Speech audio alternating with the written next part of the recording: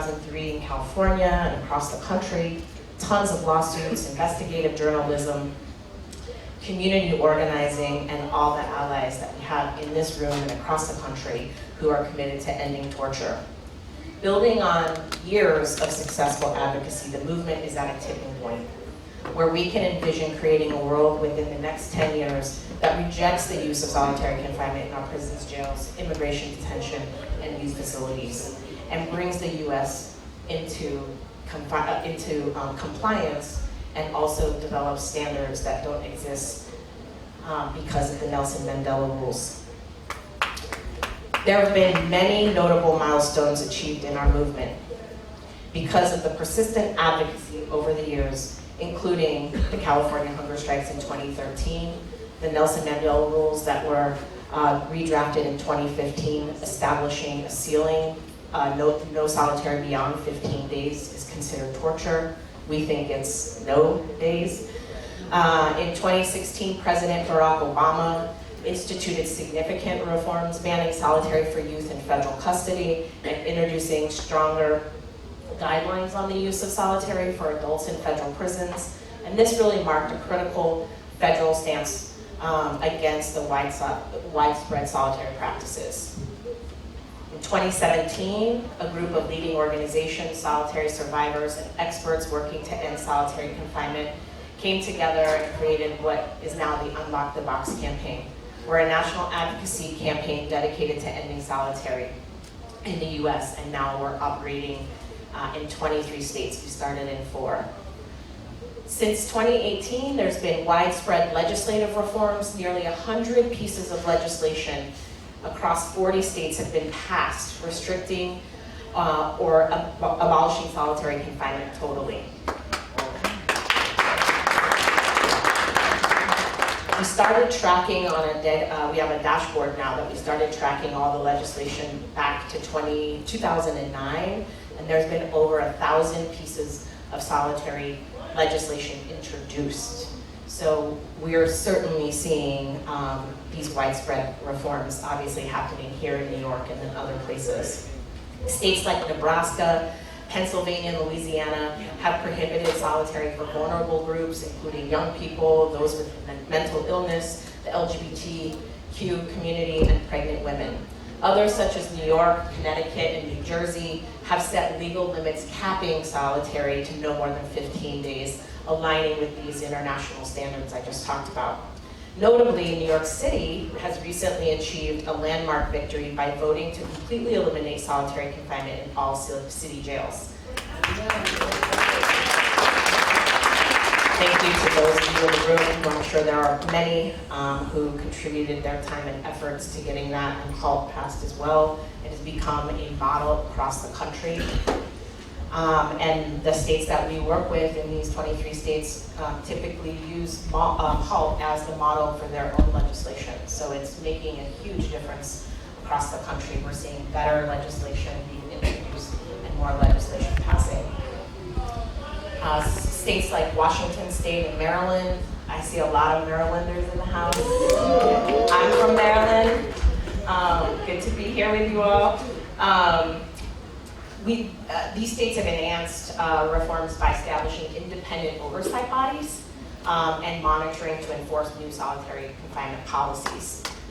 We have 2 federal bills, one introduced by Cori Bush in the House and the other by Senator Markey in the Senate, that would eliminate solitary entirely in the federal system.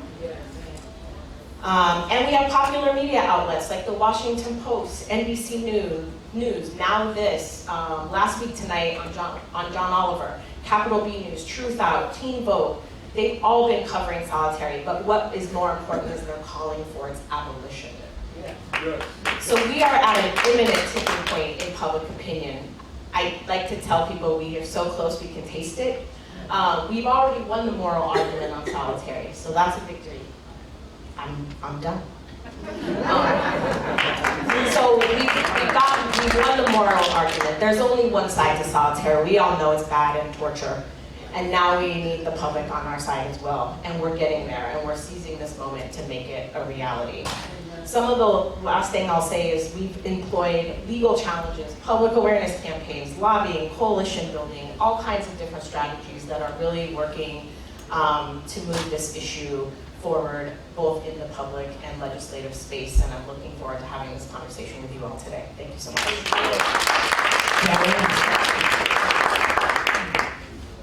Yeah, so thank you so much for having me, and thank you everyone for being here.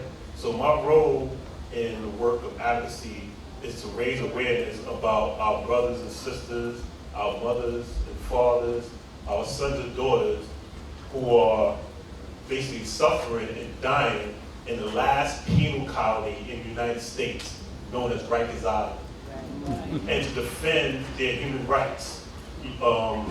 Because it's out of sight and out of mind for too many people. Rikers Island, for those who don't know, is a jail complex with 10 jails on there, on 400 acres of landfill, which is toxic, and it's not a prison. A lot of people think that Rikers Island is a prison. No, it's a pretrial jail detention complex. And about half of the population there, actually 90% of the people there are detained there pre-trial. They have not been convicted of anything. You know, they are there because they can't afford bail. And half of the population, over 50% of the population there has a mental health diagnosis. That's like about a little over 3,000 people. And 90% of that population has a serious mental health diagnosis, meaning like 2 or more mental health illnesses. So tragically, you know, under this mayor administration, 31 people have died in the Department of Corrections custody. 31 people have died, and this has only been 2.5 years. It's costing taxpayers over $556,000 a year to keep one person incarcerated. Wow. Just for one person, over $500,000 to have one person incarcerated for a year. We need those, these people that have mental health issues, they need treatment, not jail. That's right. And in the Department of Corrections, this is taxpayers' money. It's costing $2.6 billion with a B, $2.6 billion a year to operate this system. This is taxpayers' money. And last, so I think when I think about that, how much money we put into incarceration and not into mental health, not into housing, not into or education. Something like Keith Sweat saying, something just ain't right. So I want to conclude by saying, my role in demonstration is to organize and amplify the voices of people directly impacted by this issue. So because New Yorkers need to understand that Rikers cannot be fixed. Rikers cannot be reformed. The only solution is closure. So 2019, survivors of Rikers like myself, our family members, allies, organizations, we pushed City Council to pass a law and adopt a plan to close Rikers Island by 2027. And we continue to do that work because when Rikers is closed, they estimated that it's going to be $1.9 billion that's going to be saved. And that money should be going into our communities that's been historically underserved and under-resourced. And that's the fight that we're going to continue to do. And more importantly, when Rikers close, we're going to be saving lives. Camille, good afternoon. And I want to point out my beautiful wife being my support system.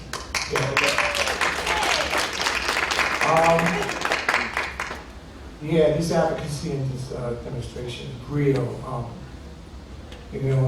I come from a family of civil rights leaders. My father was a civil rights leader, walked with Harry Belafonte and Ossie Davis. My brother was a Black Panther, serving under Huey Newton. So I got the education about the need to stand up. So advocacy has been in my blood, it runs in my DNA. But in 1988, I was accused of a crime. It was a wrongful conviction. I went to jail for several years. I was working on Wall Street at that time, 13 years. I had never been in prison in my life or in any type of law. I went to John Jay College of Criminal Justice. And so can you imagine the traumatic effects of all that? Wrongful conviction, lifetime trajectory, or consequences, we call collateral consequences of taking on your life. I didn't try to expunge that. I went about self-advocacy, which many of you should pick up on, advocating for yourself. It's a very important thing before you grow up organization. Try to self-advocacy, find out about what's going on in your case or in some family government. I'm all about advocacy. From there, I started an organization around domestic violence, particularly about women who are incarcerated because of domestic violence. The name of that organization is Open Arms Center of Hope. It is a domestic violence organization I've had for 23 years. I also founded a gun violence organization called Matthew Home. It's incredible, but it's not on my block. And we carry a casket around and we scare straight. So we do advocacy in many different ways. Now I'm counterly involved in Vocal. Vocal is VOCAL, which is Voices of Community Activists and Leaders. We are a grassroots organization hitting the ground pavement. We are directly impacted by mass incarceration, as my brother Victor said. We talk about HIV/AIDS. We talk about homeless and housing. And our third one is overdose prevention, which is my baby. Because the amount of deaths that are inside Staten Island and many of our boroughs, I'm all over this overdose prevention. I've been up in Albany, I've been discussing it. We had 2 overdose prevention centers open in 2019. And those overdose preventions have saved 1,500 lives. We need to talk up, and we're doing advocacy. One of the biggest things you do is sit next to these brothers, give them a call. You understand? Phone back. You don't have to be out in the street. You can phone back, contribute to donations. There's so many ways you can do advocacy. You can go with us to Albany. We go to Albany every Tuesday. We come to City Hall at least twice a week. We talk, we use our voice, we bring the power. People talked about all that power in that room over there. You are the power sitting here. You organize. You organize. Organize, organize, organize. Educate. Literacy. We bring power to the people. The power is in the people. The problem is we're not hungry enough for power. We're hungry for power. We'll do something. As I told you, I stand on the backs of my ancestors. And those ones are talking about how, when they walked over those bridges in Patterson, when they were getting bit by dogs, how they stood up in power and all these things that we're talking about, the Voting Rights Act and all that. That's them. You can't forget that. You know, one thing I credit my father for, taught me early. He said, you're not going to be taught about the school system. I'm going to teach you your history right now. So we got to get back into that. I came out of a church, yes. I'm God-fearing, unapologetic, a follower of Jesus.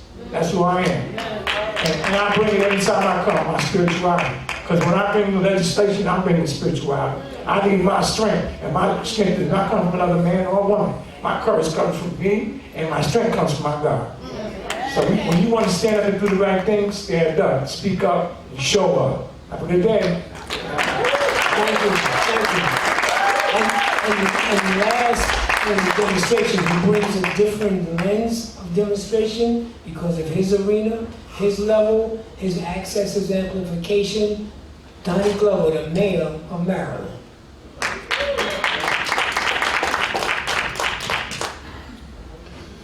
It's Baltimore in the house. Baltimore, stand up.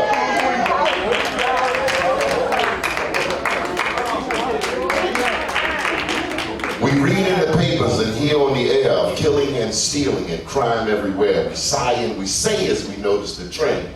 This younger generation, oh, where will it end? But can we be sure that it's their fault alone? Are we less guilty who place in their way so many things that lead them astray?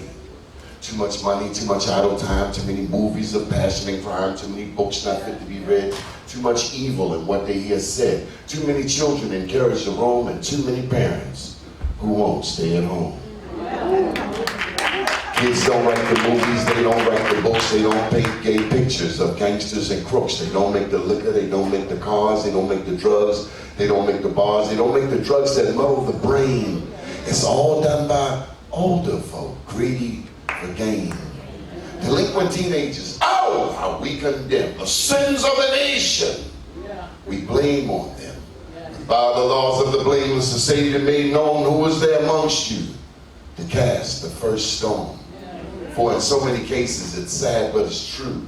The title delinquent fits older folk too.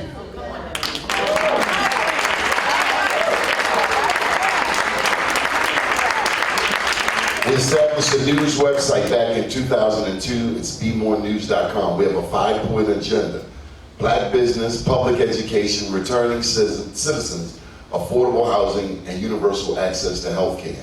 Meeting Mr. Victor Payton as a result of sister who was in Maryland, originally from Harlem, Odessa Hopkins. Mr. Vic became my go-to. So when we come with our Black Wall Street Awards here in New York City, the first person in that first list of round of phone calls is Mr. Vic.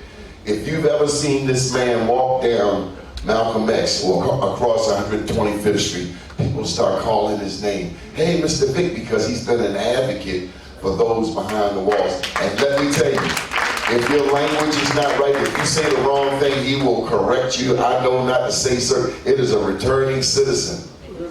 Do not slip up, because you'll get G-check from the neck up. Miss Gwen, Willie?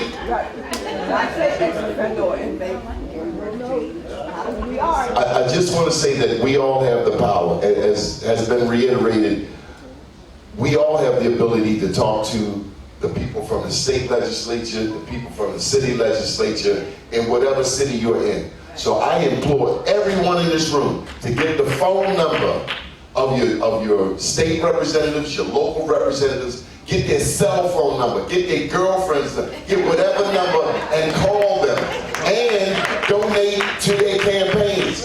We can't complain if they go get some money elsewhere if we didn't contribute. So support those people who are supporting us. Amen. Thank you. So I'm going to transition now. I'm going to bring up my co-moderator, Dr. Vander Siewert, and just give you a little bit. Our relationship goes back maybe 15 or so years. And when I first met her, it was kind of surprising to me because at the time we were doing a life skills curriculum program at the National Action Network that was being sponsored by the Second Chance Committee. And they used to refer people to us, the New York State Department of Parole at that time, that was their name, for reentry services. And part of those reentry services that we provided was life skills, intercommunications, resume writing, interviewing, et cetera, et cetera, et cetera. And she came in the room and she was sitting in the back. And I happened to look in the back and I said to them, I said, well, can everybody please move up to the front? She held her ground. So I had to go out and I walked her through. I said, yeah. I said, well, welcome, to the National Action Network. I said, can you please tell me your name? She said my name, and she wasn't a doctor at the time. She said, my name is Vander Siewert. And I said, okay. I said, well, who are you? She said, I am the New York statewide Reentry Services Director for the Department of Corrections and Community Supervision. I was honored that she took the time as an official that oversee people on parole coming out to sit and see what we were doing and what we were providing. She's been a hands-on person, and I can tell you, as a formerly incarcerated person and a person who served and successfully completed my parole, she changed my whole concept of how I see people being supervised. Her and her team at that time, I'm going to tell you, every event that we in the advocacy arena that we're having in the various communities, they were there. Saturday, Sunday, rain, snow, they were there in person, participating, contributing to, and making networks and alliance with those of us who are in the advocacy, activists, abolitionists, reformers, whatever you want to use, arena, and made alliances, and we've been friends ever since then. Dr. Vander Siewert.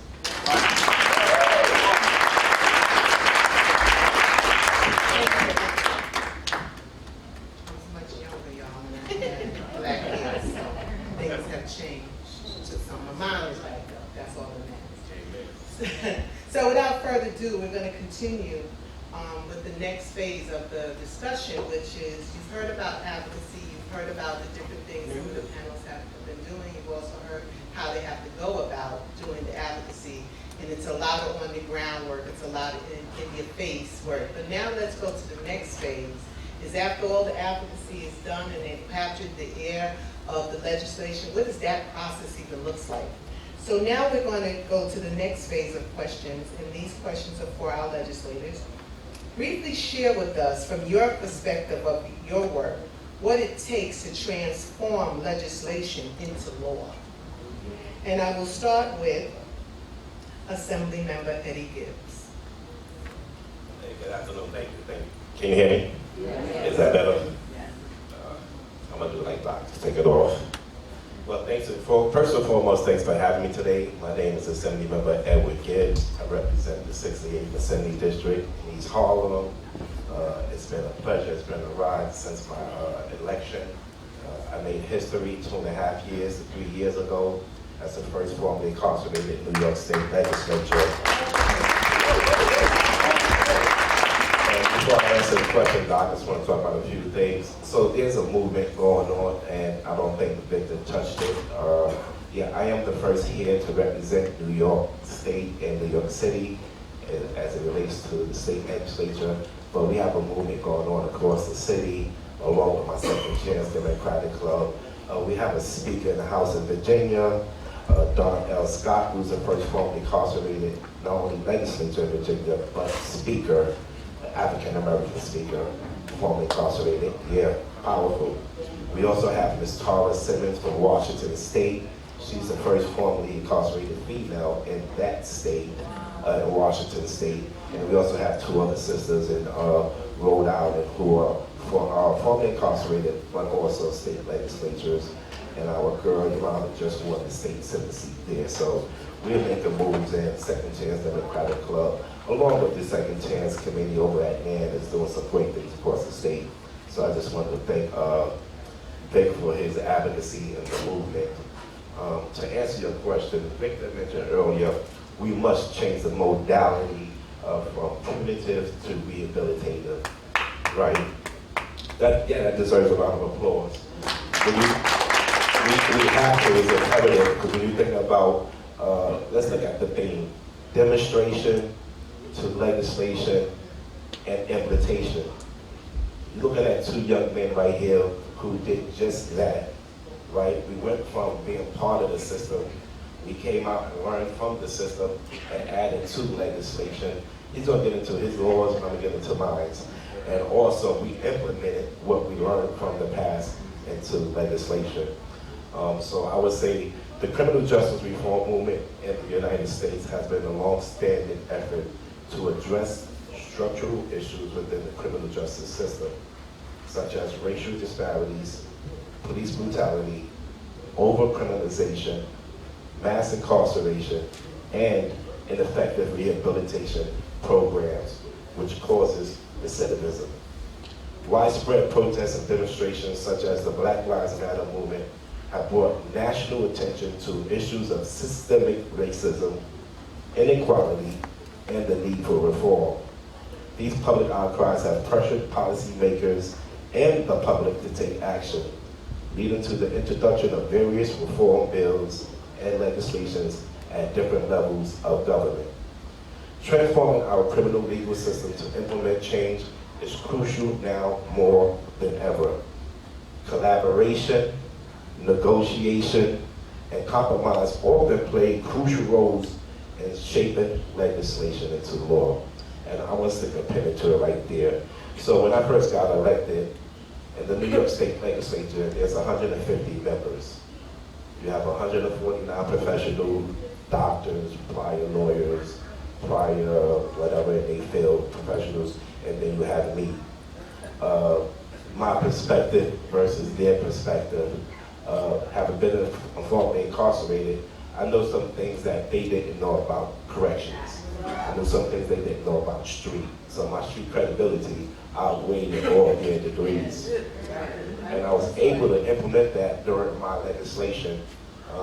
They say that, as the first form of incarcerated legislature, we know that they're looking at us, and I'm quite sure USEF feel the same way. So it's our responsibility to perform, because we know, they say we let the movement down. So in New York State, we knew that in my seat there were 5 predecessors. I sat and I talked to Victor when I first got elected, and I said, we have to do something which either is better than the first 5 or match the first 5. Because my election to this seat will be non-void if we don't. And so we did the research and we realized that the 5 legislatures before me passed most 3 bills. And we talk about Adam Clayton Powell, Robert Rodriguez, Secretary of State Rodriguez, Del Toro, Nelson Dennis, and Francisco Diaz. So out of those 5, I think the most they ever passed was 3 bills. I sat and talked to Victor Pate and a good friend of mine who's not here no more, Marvin Mayfield, God bless him. And I said, we have to do something significant here. And as a result, in our first term, we was able to pass 6 bills and 5 into law. So, we went from, I can't say use that, but for me, I went from breaking the law to making the law. That's implementation. And, I couldn't have done it without Victor Pate. He grabbed my hand when I first got elected and he said, hey, this is not about you. Everybody's following you, everybody's calling you, everybody's patting you on the back. There's 2.3 million New Yorkers with felony convictions that need you, and you can't let them down. Talk about pressure. Victor Pate. Thank you, Victor Pate. Thank you, Assemblyman. Councilman Yusuf, the same question?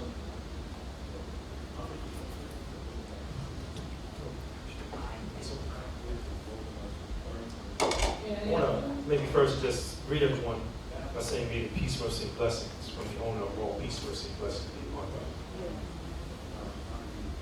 you. It's hard for me to speak from that space. I'm 4 months in, so I'm brand new. But the good thing is that I'm not new to struggle. As a matter of fact, in just a few short days, April 19th, it will be 35 years since the Central Park jogging case. Yes. That being said, I want to read something to you. And this that I want to read is something that I read in prison. I didn't read this before prison, and the most that I read was only the first part of what I'm about to read to you. But it gets into the answer to the question, I think.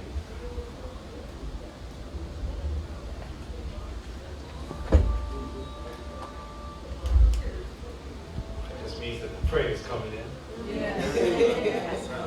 And if this was my motivational speech, I would tell you that if I was running to the plane pre-COVID, I would get to the next gate, if it was a connecting gate, and I would say, after the gate agent said, you made it, I would say, God is the greatest. Yes, sir.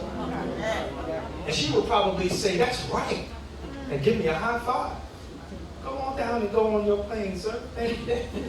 I would then walk down the ramp, and I would get to the front of the plane. I'm not in first class because, sometimes when you get connecting flights, they move things around, especially nowadays if you run it late. So I'm not in first class, but because I was running to the plane, I'm huffing and puffing still, and somebody in first class sees me, they have their water, they look at me, and I'm looking like I'm in distress. They motion at me, do you want the water? I said, yes. I take the water, open it up, I drink a sip. I say, God is the greatest. Hold on, brother. That's what I'm talking about. Can you do that again? I want to go live. Same scenario. Running to the gate to catch my connecting flight. And the gate agent says, wow, sir, you just made it. We were about to close the flight. And I said, what you just heard, Allahu Akbar. Yes, sir. I just missed my flight. Language is a barrier. And understanding what is being said is important. Which also brings me to what I'm about to say. And so I had to look for this. This is actually even my first published book, not my first book, but my first published book, Punching the Air. And I talk about this moment where we're sitting in a classroom, and it's a book that is loosely based on my story, but really because I was in the process of creating the film When They See Us. I couldn't tell my story just yet. And so this was the kaleidoscope of the people around me. And I talked about a young man named Amal. Interestingly and incidentally, but maybe not so. Amal means hope. Yes. They put Amal in jail. They put hope in jail. 13th Amendment, Section 1. Neither slavery nor involuntary servitude shall exist within the United States of America except for the punishment of crime, whereof the party shall have been duly convicted. I read that and I was like, I would go around coming out of prison and I would say, slavery is alive and well. And it was one of my elders, years after I had been saying this, an elder came up to me and said, no, young brother. Slavery is alive and sick. And I had to echo that, and I continue to echo that, because the real part of legislation, the real part of law, like the question, the answer to the question for me comes from the ground up. It comes from the movement, the fact that we are participating. And even if we're not participating, we are participating. Because non-participation is participation. Section 2. Section 1 is a doozy. Slavery is alive and sick. Section 1 has no power. Consider Section 2 of the 13th Amendment. Congress shall have the power to enforce this article through appropriate legislation. My job that I've been uniquely prepared for, because I was run over by the spike wheels of justice, because 35 years ago, me and 4 of my comrades were pushed in front of the public as poster children for deviance.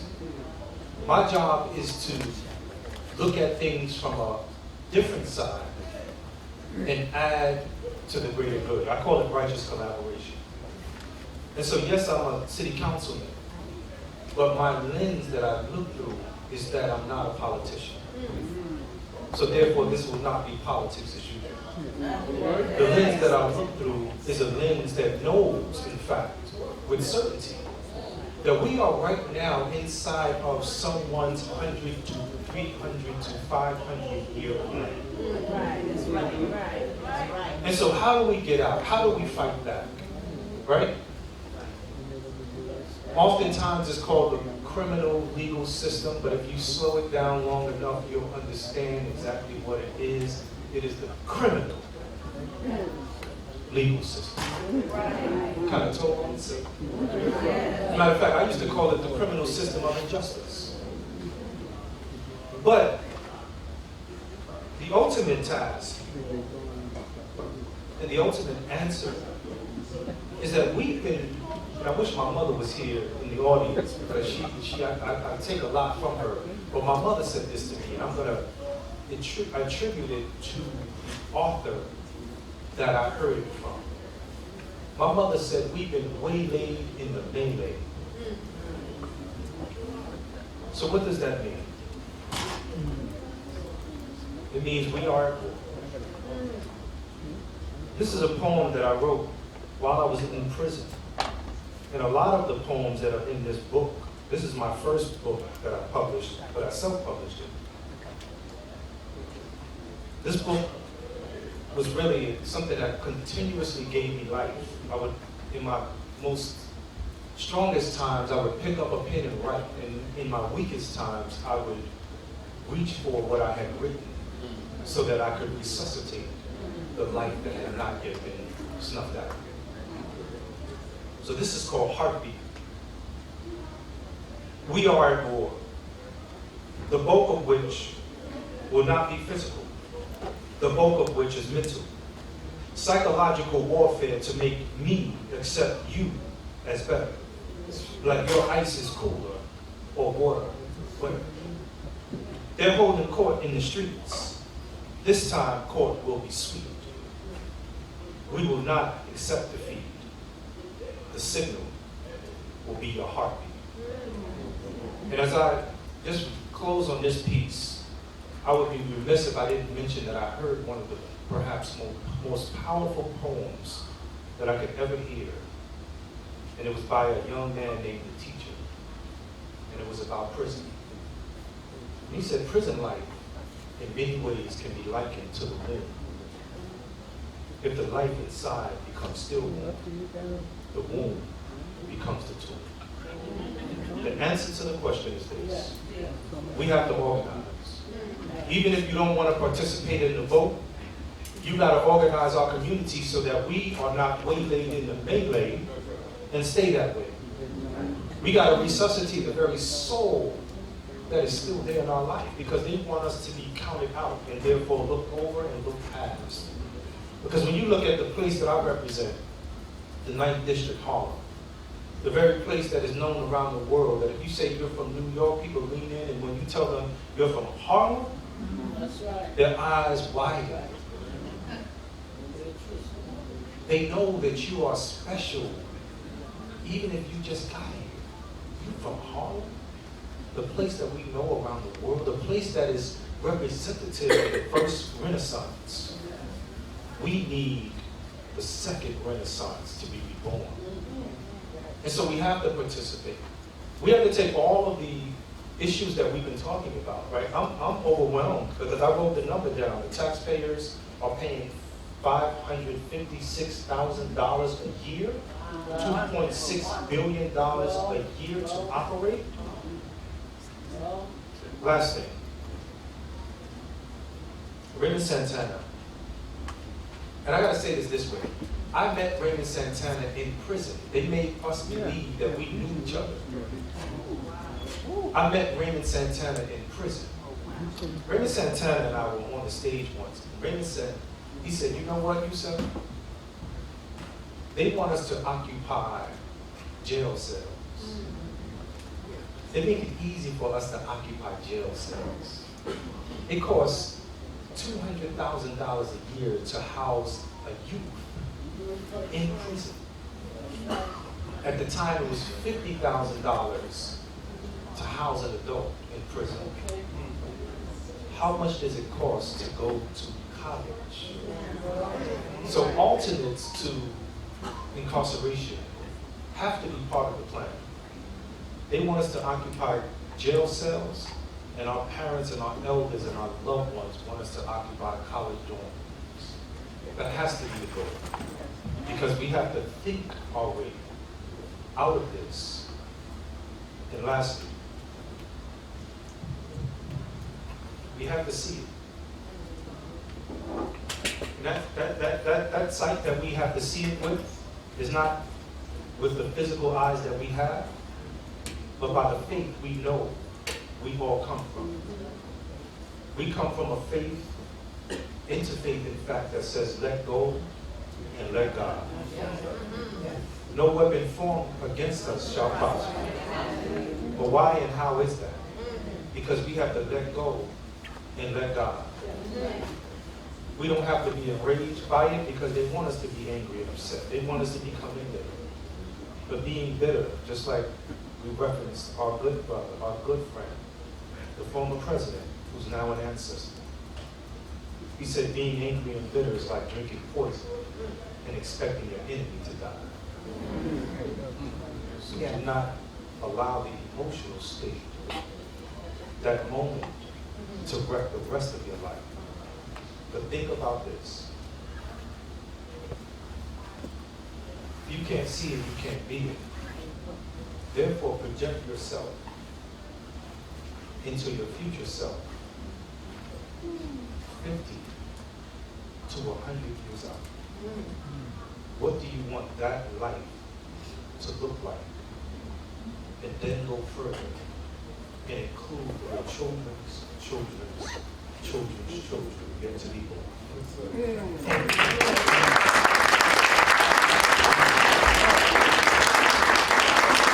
going to bring with me something that for those who attended the Beyond the Bars conference at Columbia's lab last weekend. When we fight, we do what? We win. When we fight, we win. And I think what we are hearing is that we have to put the effort in to make the change. If we don't put the effort in, change is not going to come. It's not going to come because you come once a year to this session. It's not going to come once a year because you go to the church and you belong part of the prison ministry and you go in and you give your pamphlets and you spread the word. Change is not going to come just like that. Change is about an ongoing process that has many spokes to the wheels and it has multiple wheels. For those of us who are very familiar with the state prison system, there used to be a gentleman, or pastor I should say, Reverend,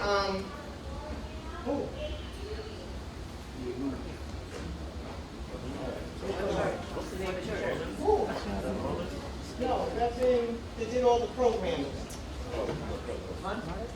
No, with a Y. I can't, anyway, it'll come to me. See, that's the senior moment. Anyway, he used to say that reentry was a three-legged stool. And he used to refer to it as housing, employment, and treatment. And then when I started coming around, I said, no, that three-legged stool is a bench now. Okay? We can't do no three legs no more. We have to add family. We need to add community. We need to add education.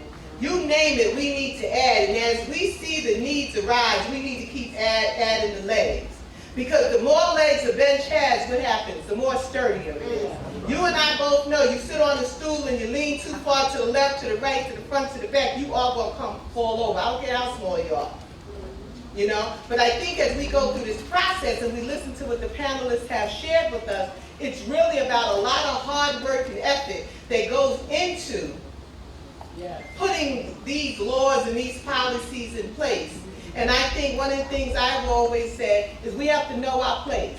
My place is always to support the advocates, to give them the insight if they inquire with me or how should they approach something is to do that. I'm not good at the advocacy piece at that level. I'm good at the end piece, which is the piece we're getting ready to talk about now, which is the implementation. Because I think one of the things that happens during the advocacy and legislative process is sometimes people don't realize what is needed in order to implement this. And I think what I've learned also through this process, especially when you talk about government, what I've learned between less is more and the whole bill is they think that if they don't show up, that the bill ain't going to return to law. I don't think they realize it's going to morph into existence, rather you sit at the table or not, and it's in your best interest to sit at the table so when it comes to fruition, you don't have that much work to do because you already had a little high insight that you're going to need to do a little this, a little that. But we haven't gotten to that point yet, I think, in our city and our state government here in New York, where they realize, come to the table. We're not asking you to sell your soul. We're asking you to listen, give us insight so that the language could be appropriate for the setting in which we are trying to implement these changes in policies and laws. But that's a whole nother conversation that we will have to continuously entertain, because like I said, usually they want to send the union. And I've said at many of these tables, I said, nobody wants to fire nobody. We want to just broaden some stuff, if anything, it may be promotional opportunities for staff. But we don't want you to fire anybody. Stop sending the union. But they keep sending the union. I don't know why. But in any event, we've gone through the halt, we've gone through less is more, we've gone through bail reform, and I'm sure there's so much more where they will not send somebody to the table so that as we, and I say we, because I'm the person who also sits behind the scenes and writes op-eds for this stuff. And I'm also the person who usually always looks at the brighter side for every government entity, because I just hope that they realize change is coming, whether you on board or not. And a clean slate, that's right. A clean slate. But I think one of the things I want you to understand is that from a state perspective, in my view, and I'll talk a little bit about why I'm saying this later, change is gonna come. Just give it a minute. Change is gonna come because people are gonna be able to sit at those tables and add to the language and not come with their boxing gloves on. It's not necessary. We don't want you to box your way into this. And we don't want you to sell your soul either. Right. We just want you to understand that change is inevitable and it's coming. It's almost like back in the day, I'm dating myself, y'all. When they say such and such a movie is coming near a theater near you, change, reform is coming near a prison near you. Change, reform is coming near a community near you. Whether you want it or not, it's showing up. It's going to show up. So without further ado, this portion is about implementation. And the question that is before former Assistant Commissioner Gray is share a little bit from your work what the process of implementation of criminal justice, for criminal justice agency successes in implementing a new law. Well, hello everyone. I just want to say this first. I am inspired by the panel and moved. It took me a minute to, as we say, pivot to what I was supposed to say because I'm feeling what I already heard. I'll just say this. As Victor said, heard and not seen. I spent my entire career, 32 years, making sure that our young people were heard and seen. I truly believe they are the leader of tomorrow, and if we do not invest in them, we won't have it. What Yusuf said, we have to see it, and I'll add on to that. Not only do we have to see it, we have to believe it.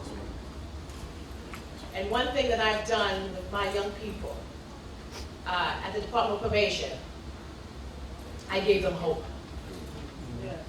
I told them they mattered, and I fought every day for them to see that we believed in them.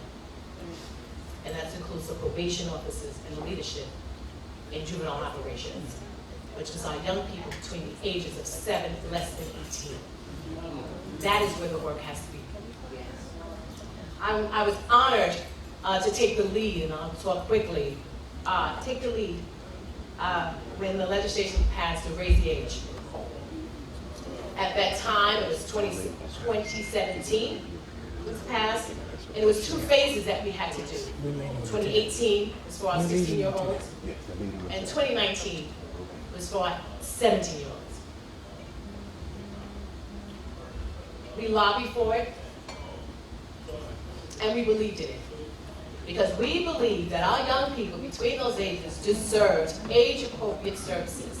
And having their cases moved to family court is where they would get it. So I'm going to tell you a little bit of how a law can be successful. The leader has to be intentional. Intentional. That what that means is that they have to know how to interpret the law. They have to anticipate the impact of the law and the demographics. So when I mean an impact, who does it impact? Why does it impact? And do they matter? We also have to have the resources, and I'm gonna tell you, we didn't have all the funding, but what we did have was the resilience. We had a staff that no matter what, we didn't have the numbers. We had a staff that believed in our young people, and we made it happen. Yeah. And that's what's important. Because we don't have everything we need, but I'm sure, as Yusuf said, and I'm a believer, God will give you. He will deliver it to you, and He made it happen. The next thing I want to say real quick, real quick, is the other thing I want to say about success is making sure, somebody said about collaboration. Collaboration is very important, and I have been blessed to say that the city, we came together, because one thing I want to say real quick is that you have to have a common denominator. And our common denominator with every city agency, and this was the juvenile justice city agencies, is that we wanted our young people to thrive. And that was the common denominator. And when you have something that everybody believes in, no matter what type of issues you may have, bring it back to that. If you want us to our kids survive and thrive, not just survive, but thrive, how are we gonna make it happen? So we got in that room and we made it happen, and I'm gonna say, while I was at the Department of Probation, it was a seamless implementation. We came back, we checked ourselves to see how well we were doing, we had post-implementation meetings, we were really intentional, and we really cared about those kids. The last thing I'm gonna say is, don't give up on them. I am no longer with the New York City Department of Probation, but I'm gonna tell you right now, there is nothing that I would not do for our young people. And I am not an advocate, but I'm on my way. But understand that they matter. Believe in them, love on them, and don't give up on them.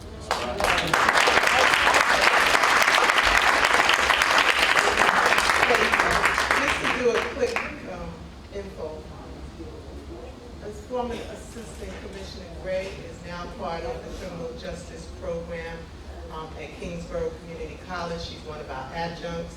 I just recently hired 7 adjuncts, all either retired from the criminal justice system or still actively working in the system.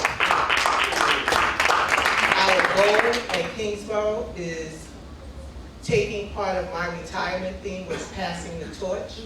I am only hiring people who are either active practitioners or retired to bring them on board in the criminal justice program, because who's going to teach this next generation of criminal justice professionals if it's not us? And if you are not equipped to be what you think you want to be, I'm going to help you, because I even help them do Plan B planning for jobs.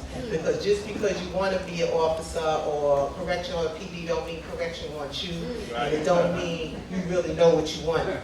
So I even went as far as hiring a criminal justice career coach so they can start planning their Plan B, because everybody ain't making it in. I don't want to tell them that.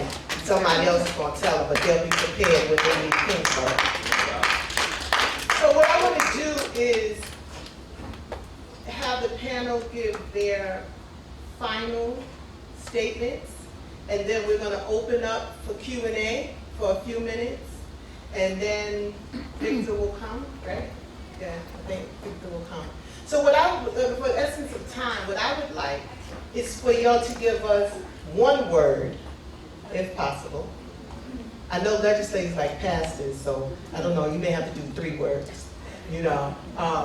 But give us one word that you want to leave the audience with as far as what are they charged to do? Because I think we're all clear up here what we're charged to do.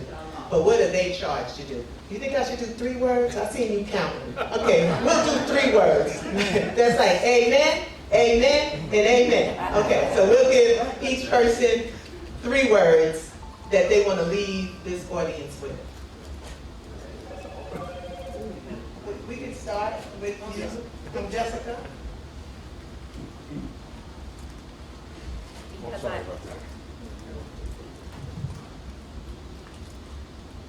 Because I'm a community organizer, I'd be remiss if I didn't say organize. Okay, we could just go down. And I'll say, join an organization.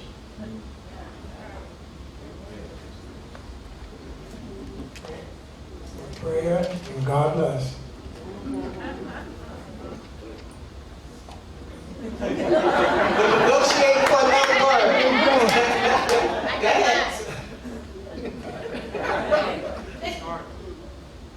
You are the revolution.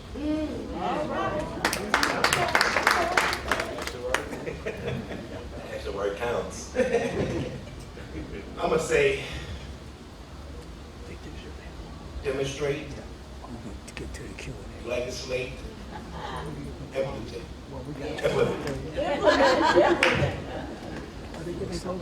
Love. I have 3. Love, hope, and faith. So let's give a round of applause to our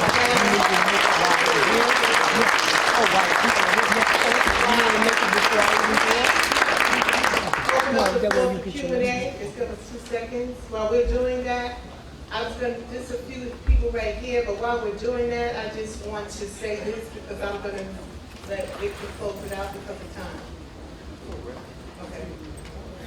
So one of the things I want to share with everybody, I'm sure some of the panelists here already know, is that I have been asked by the Grand Council Guardians, which is a law enforcement organization, to put my name in the hat to be the next New York State Department of Corrections and Community Supervision Commissioner.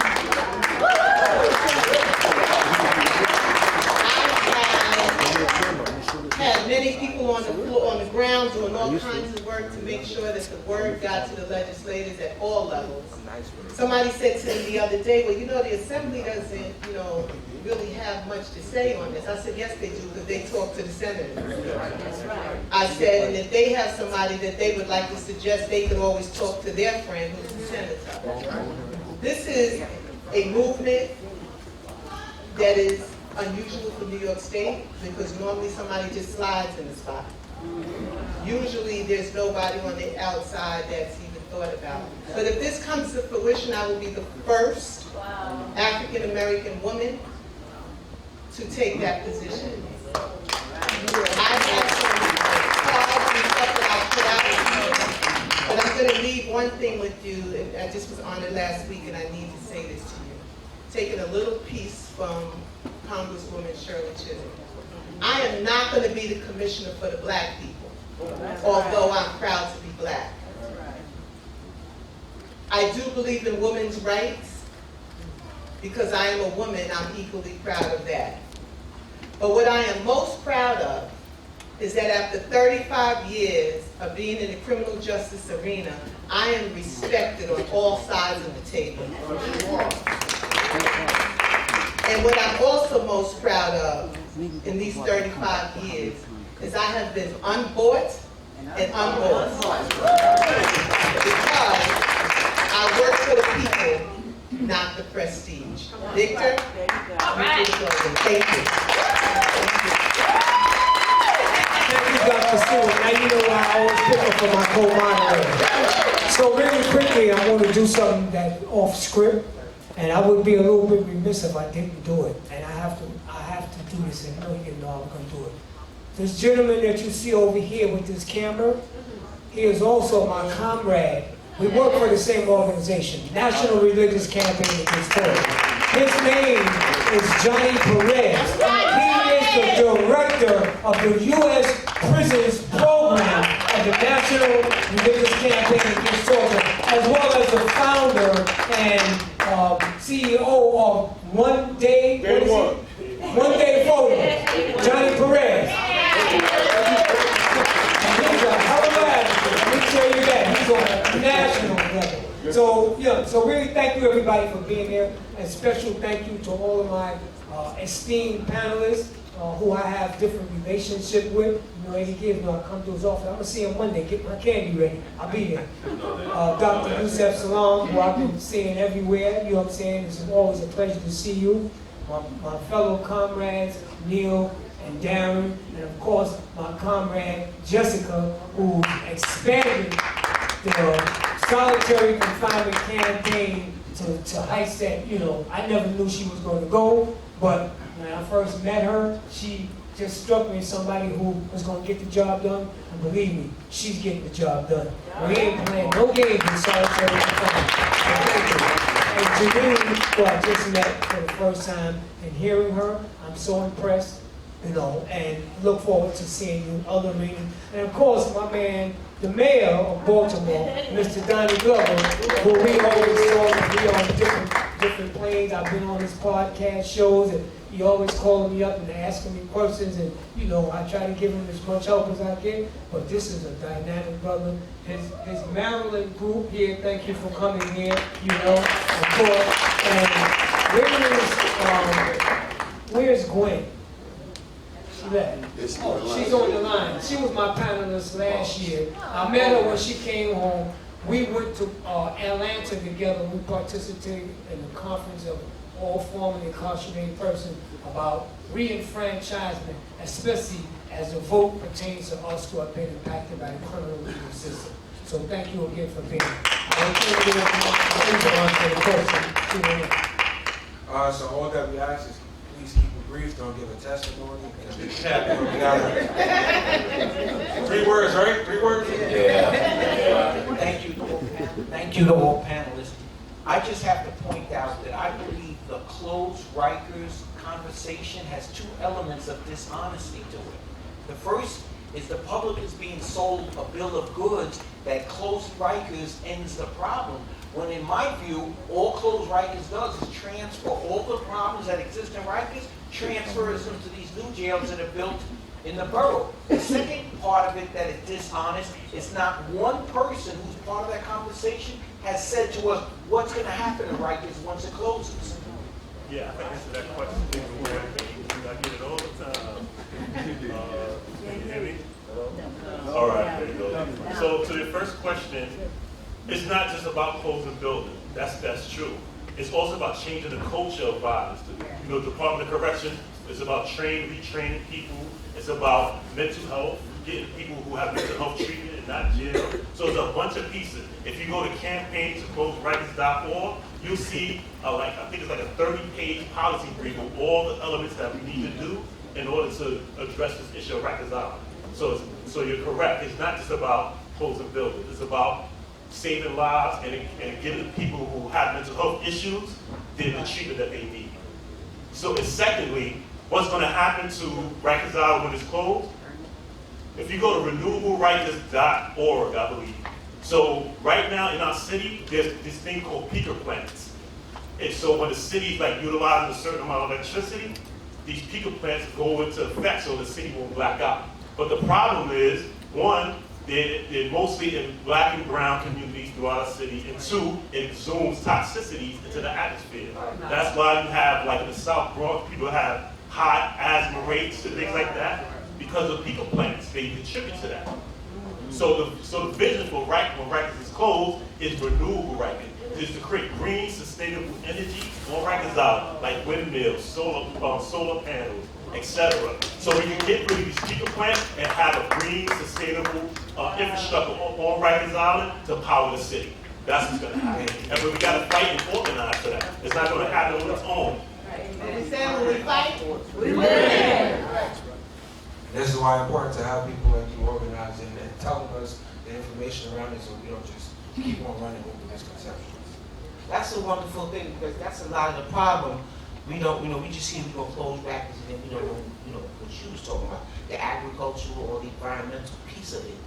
And one thing that irritates me, I go to these conferences and they always asking us, we want your questions. Well, I have a comment. Am I allowed to say it? First of all, God bless y'all for what y'all doing.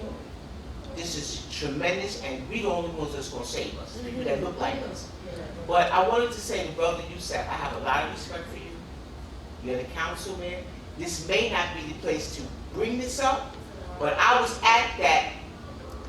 You host the committee on budgeting for 2025, and y'all were doing your job at that meeting, and you had the police department, I forget the other two, corrections, and all these people out there. Y'all were asking them questions, and that your co-worker Vicky Pomegranate or whatever her name is, the way she disrespected y'all, got up and called y'all bigots, y'all are cop haters, and all this kind of stuff. And you are the chair. So as an elder, I may not look my age, but I'm gonna let you know, you should have checked her butt, because guess what? After that meeting, a few days later, when that officer died, was murdered, the policeman's benevolent president, association president, got on national television and told Adrian Adams and Jumaane Williams, y'all better not come to his funeral. Now, had I threatened somebody like that, my butt would have been in jail.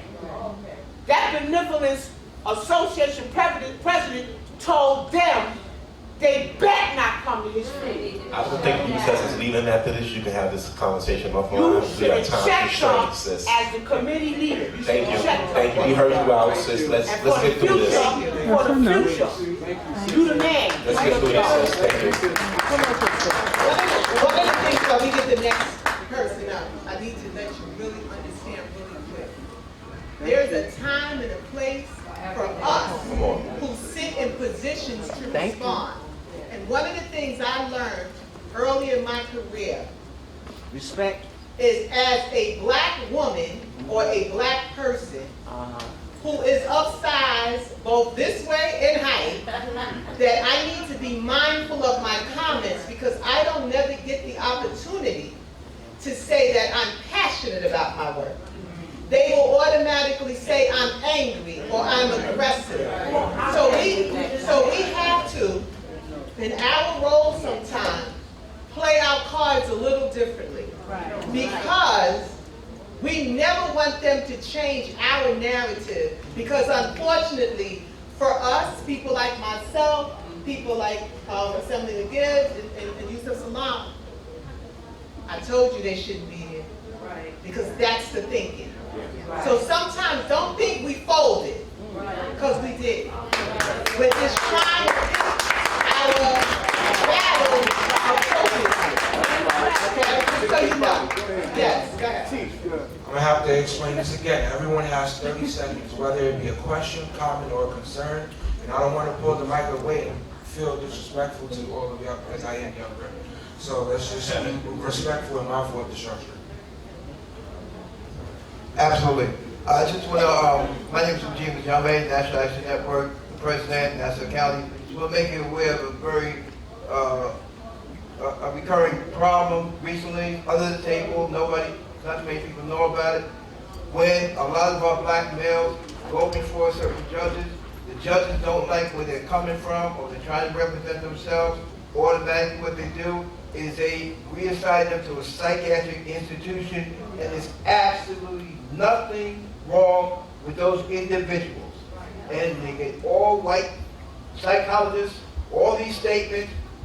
Fact is, less than 3% of all psychologists in this country are African American. This has to change. All right, that means y'all need to enroll in school. We need more, y'all. Hello everyone, my name is Delilah Wright. I'm also known as Foxy Vixen. I'm an up-and-coming entertainer, and I want to thank you guys for being here today. I know that we talked a lot about youth. I'm a mother of 2 children affected by the foster care system. I would like to know what you guys are doing to protect more youth with ACS and their policies, because ACS is way too powerful and they abuse their authority way too much, and I am definitely a living example of that. And I would just like the youth to be more advocated for in the 0 to 5 area before they even get to the probation, because the tunnel between foster care and the prison system is very relevant. And I do believe that we need to start fighting against ACS and their policies and how they handle things, especially as the black and brown community, because they target our kids. Unpromptly either. I was a domestic violence victim, and that's how my children got taken away. I should have been helped. I got this. We have what's going up to Tuesday for unqualified immunity. Unqualified immunity is the blanket protection against ACS workers and CPS. You get on that bus, you voice yourself. Some of the members that are right here, that bus is leaving at 6:30 from 14th Street to Union Square. It is the unqualified immunity bill. We are all eligible to look at that bill. It is for police officers, it is for city workers and correction officers. ACS is the main thing that we're trying to target. So get on that bus, tell your friends. Yeah, you speak to him after. Certainly. All right, thank you. And make sure you stop at room 532. I got some croissants waiting for you. Thank you. Just also, and I'm not sure if this is part of what you're doing, I do know that there's a bill on the table to implement Miranda rights for the parents who are going through the ACS process, so that the parents know that they do not have to talk to these workers without legal representation.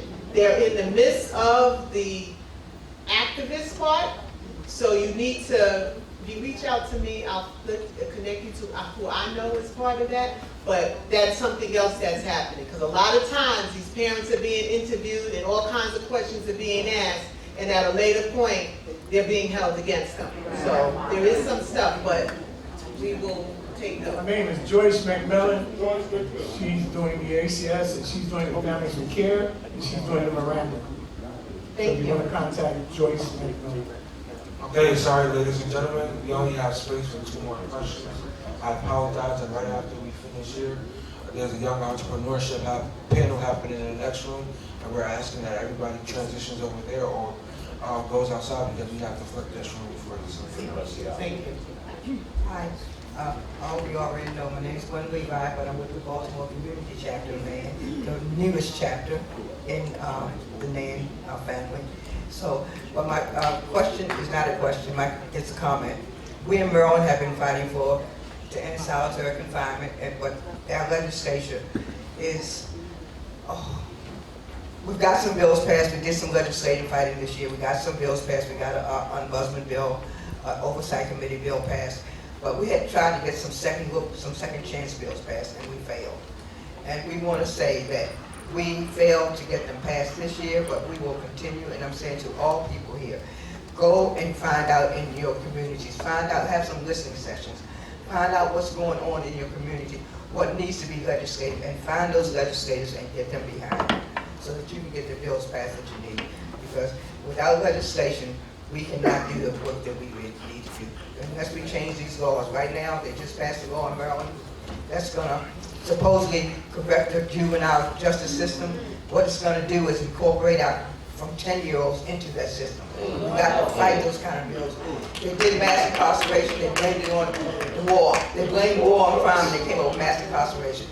They called our kids predators. They're on the verge right now doing the same thing to our juveniles again. We cannot allow them to incarcerate our juveniles.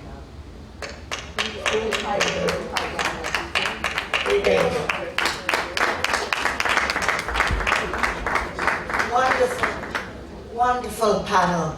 I think what is most important, we have to educate people. We have to educate Black people, because there's a significant amount of Black people who feel that Black people are bad. Yeah. And that's a dangerous thing. So we need more people to know the law, so that they can join you and vote for the right people in office to get these laws changed. And for the right people in office to support their cause. That's what's important. Thank you. Thank you very much. Now that we're finished, we're going to have some panelists.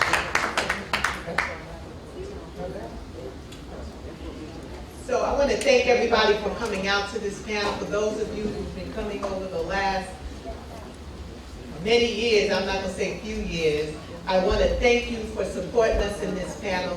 Victor and I look forward to this every year to bring you another piece of what you need to know in order to help us change this system. So continue to spread the word, take this conversation, talk about it at church, talk about it over dinner, talk about it on your way, talk about it when you get in the lobbies. But know that all of us here are vigorously doing the work because we know it needs to be done, not because somebody's forcing us, because we believe in what we do, and we believe that all humanity needs to stand a chance in this system. Thank you. Have a good afternoon. Stay blessed. Hey Doc, I want to shout out Mayor Glover and the Baltimore family. They came all the way here to New York City, but not one of them brought a crab cake. Not one crab cake. That's a record.